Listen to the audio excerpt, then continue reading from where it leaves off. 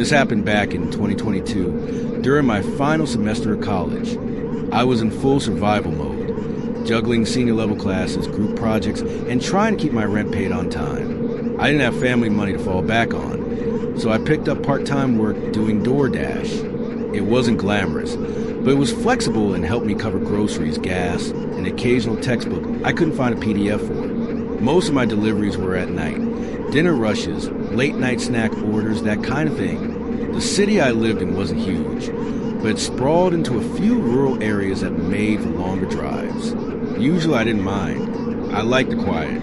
It gave me time to think. On one random Tuesday afternoon, I had a long break between lectures. Instead of heading home, I figured I'd knock out a couple quick orders. It was a clear, quiet day in late March. One of those calm spring afternoons where the breeze is just enough to roll down windows, and the sun's warm but not hot. Campus was nearly empty. The streets were quiet. Everything felt peaceful. Around 2:15 p.m., I got a ping from a Thai restaurant near the edge of town. Simple order, pad CEW, some spring rolls, Thai iced tea. I picked it up, stashed the bag on the passenger seat, and plugged the address into the app. That's when things started to get weird, though I didn't realize it yet.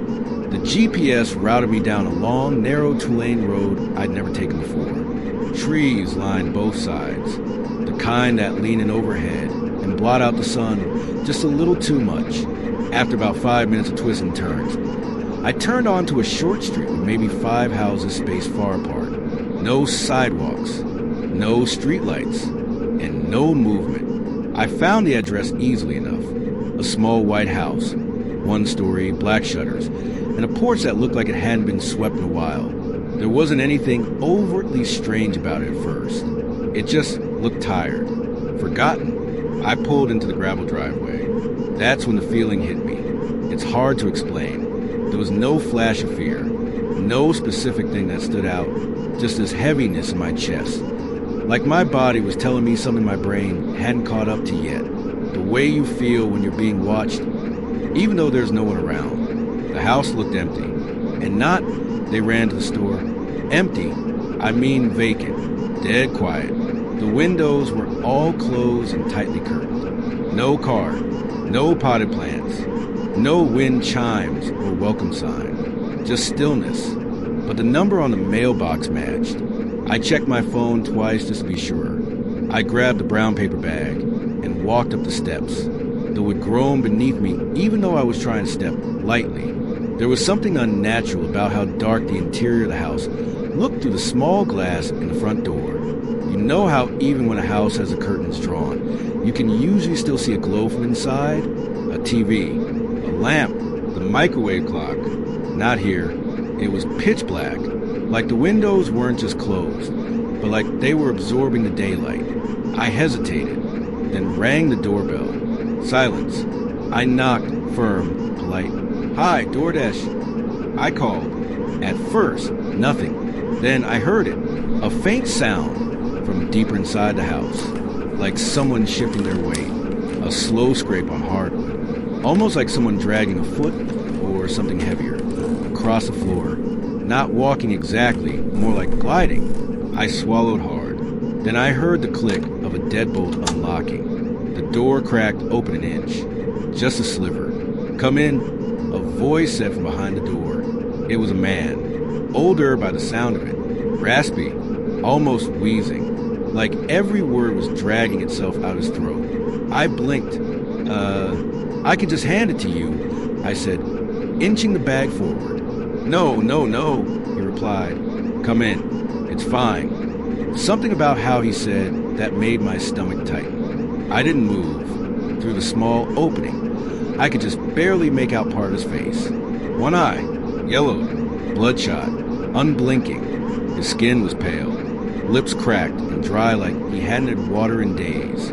And the eye was locked on me, staring. He didn't lean forward or shift, just stood there, completely still, like a statue. Every alarm bell in my body was going off now. I stepped back slowly. "I'll leave it here," I said, placing the bag carefully on the mat. The man didn't move, didn't speak again. He just started closing the door, slowly, deliberately.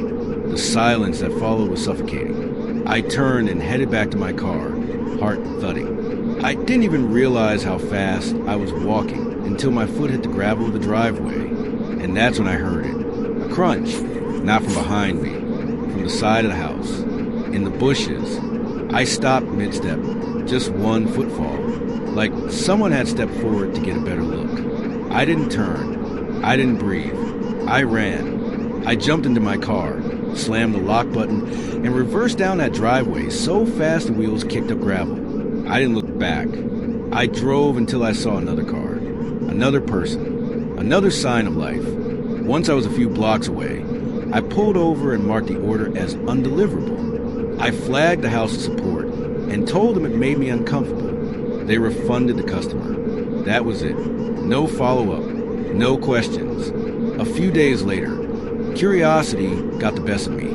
I looked up the address again. On the app, it was marked temporarily unserviceable. No reason given. I even searched the property online. All I found were vague public records. No sale history. No current owner listed. No photos. It was like the house didn't want to be known, didn't want to be found. And honestly, I'm glad I didn't go inside. I think if I had crossed that threshold, if I had stepped into that darkness, I wouldn't be here to tell you this. If you made it this far, you're braver than I was that day. Hit that like button if you felt the chills. Subscribe to the channel for more disturbing real-life horror stories. And turn on notifications so you never miss what comes next. And if you've ever had a creepy experience while delivering food, packages, or just knocking on a stranger's door, drop your story in the comments. We're always listening.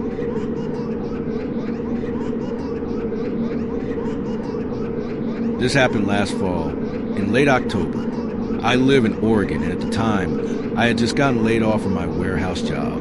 Bills were piling up, and with the holidays around the corner, I needed to keep some kind of cash flow going. So I started driving for DoorDash. Most of the time, it was fine. Fast food, apartments, student housing, the occasional weird tip request. Nothing I hadn't seen before.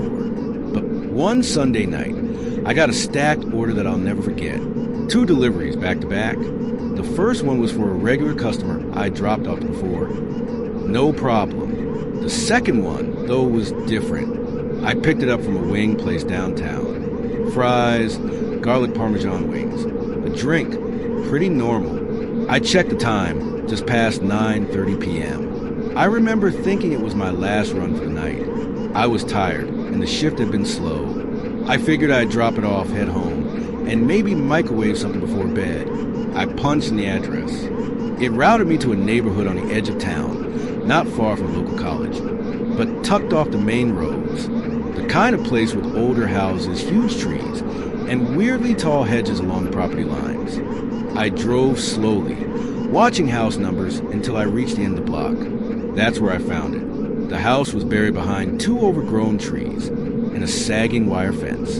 One of the porch lights flickered like it was about to burn out, and the rest of the property was dark. No Halloween decorations, no motion lights, no sign of life. I parked at the curb, double-checked the address, and walked up to the front steps with a bag in hand. That's when I noticed the door. It was slightly open, not enough to be welcoming, just cracked, a few inches, as if someone had left it that way on purpose. The hallway inside was visible, but barely. There were no interior lights on. I could make out the silhouette of a long hallway stretching back, with shadows twisting just out of sight. Still, I stood there on the porch like an idiot, waiting. I called out, "DoorDash delivery." No response. I knocked twice. Nothing. At this point, I was ready to leave the food on the porch and move on. I don't like stepping into situations where people are clearly home, but pretending not to be.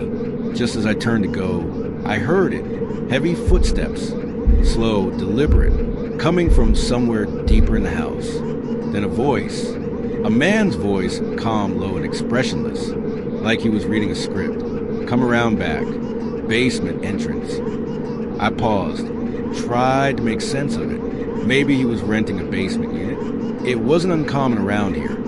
Older houses often had separate basement apartments, and it wasn't the first time someone had asked me to deliver to a side door, garage, or weird entrance. Usually it was harmless, but something about how he said it didn't sit right. Still, I figured I'd just drop the food and bounce. No need to make a scene or report a no-show. I walked around the side of the house. There were no lights in the yard. The grass was knee-high in spots. My phone flashlight lit up a narrow concrete path that ran along the house toward the back. The air changed back there. I know that sounds dumb, but I swear it did. It got colder. The breeze carried a smell with it, like rust and rotting leaves. The kind of scent that clings to your throat. I remember thinking it smelled like wet tools, like an old garage after a flood. That's when I saw it. A wooden frame door half sunken into the back of the house. A basement entrance. The light above it. A dangling bulb in a rusted cage.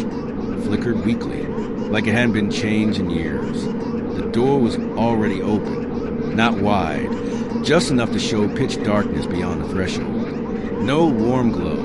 No hallway lamp. Just blackness. Hello? I called out cautiously. No answer.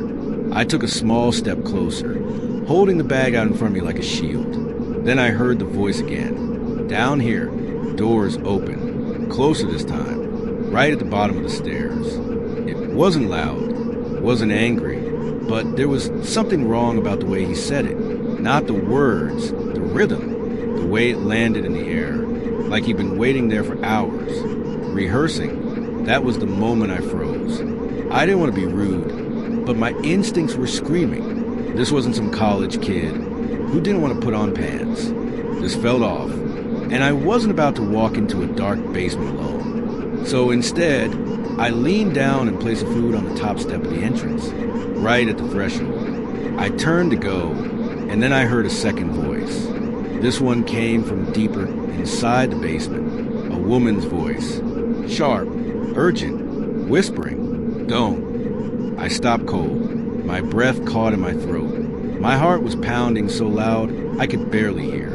I turned back toward the door, and for just a moment I saw movement. A shape, low, crouched, tucked just beyond the frame. Not the man. Someone else, watching me from below. I didn't wait to see more. I turned and sprinted. Full speed back around the side of the house. My shoes slipped in the wet grass, and I scraped my hand on the chain link fence trying to get through. But I didn't stop. I got to my car, yanked the door open, slammed it shut, and locked it all in one motion. My hands were shaking so badly it took 2 tries to start the engine. I drove like a maniac until I hit the main road. I didn't even care that I hadn't officially marked the order as completed. I just want to get away. Later that night, I filed a report with DoorDash, flagged the address, and told them the whole story. No one followed up. No questions. Nothing. I kept checking the app over the next few days. Out of curiosity, the address was eventually marked unavailable for delivery. That's all, but it didn't end there. A week later, I drove past that same street during a daytime shift. I wasn't delivering anywhere near it, but something made me look. There were 2 police cruisers parked out front, and yellow crime scene tape stretched across the porch. I didn't stop, didn't ask questions. I didn't want to know what they found in that basement, but I still think about that second voice. The whisper, "Don't," whoever she was. I think she saved my life. If that story unsettled you, tap that like button, and make sure you subscribe so you never miss a new upload. We're just getting started.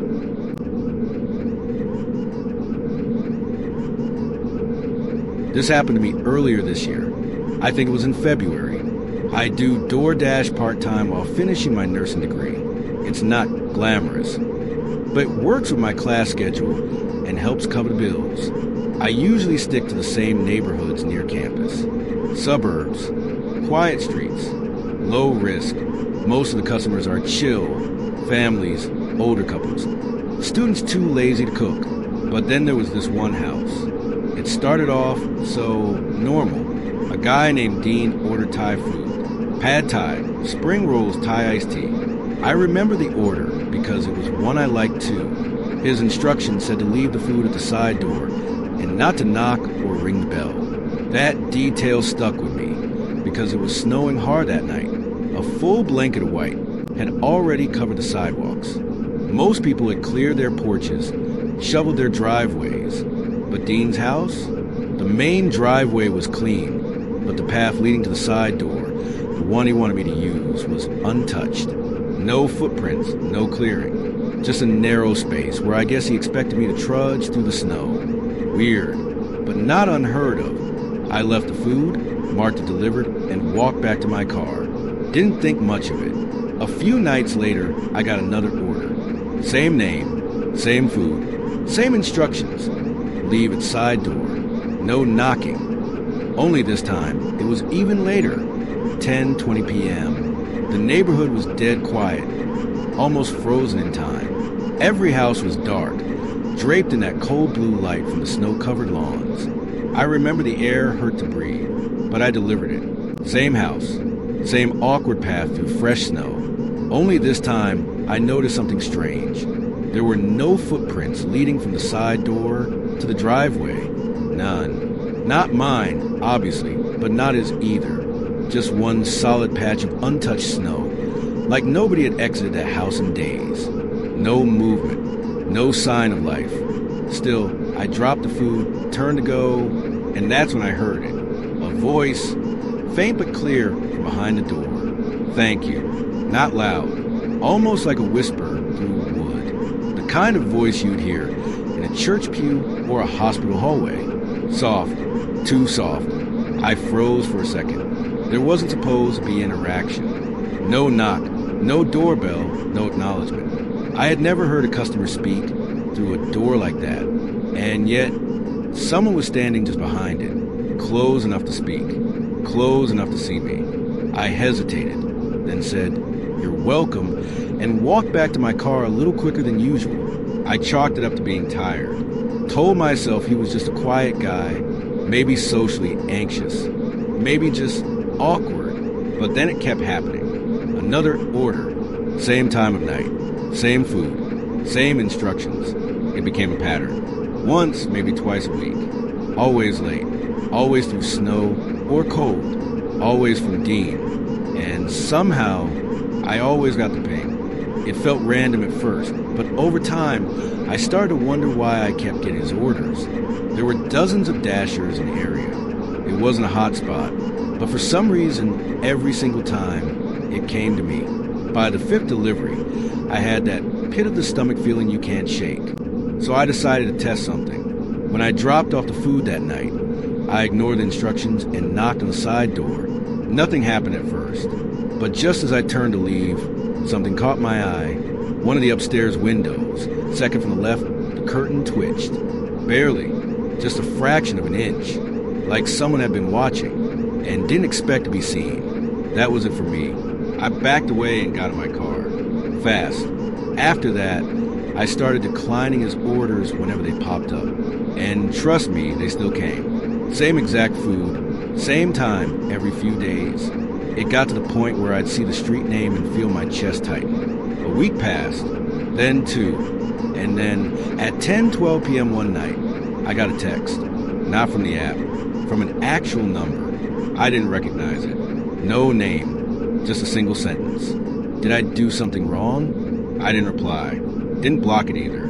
I don't know why. Part of me was just stunned. The next night, I got a DoorDash order again. Not from Dean this time. From someone named Allison. New profile picture. Female name. But the instructions? Leave food at side door. No knocking. Same house. I declined it. The next night, a different account. Different name again. Same exact order. Same instructions. I reported both accounts through the app and sent an email to DoorDash support explaining everything. The repeated orders. The pattern. The name changes. I told them something was off. They replied with a generic message. "We'll look into this. Thank you for your report." That was it.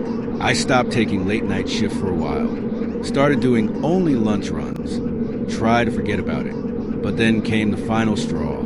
One night, I got home late. Not from work, just from studying at a friend's place. I live in a small off-campus house, nothing fancy, but it has a little front porch and a short wooden gate I always lock before bed. When I stepped outside the next morning, there was something waiting on the top step, a plastic delivery bag, still tied shut, still warm enough to fog slightly in the cold air. No receipt, no DoorDash label, no phone number, just the bag. I opened it. Pad Thai, spring rolls, Thai iced tea, Dean's usual. I stood there for a long time, just staring at it. The gate was still locked. I hadn't heard anything during the night, and yet someone had gotten past it. Quietly, deliberately, they knew where I lived. They knew what porch to use.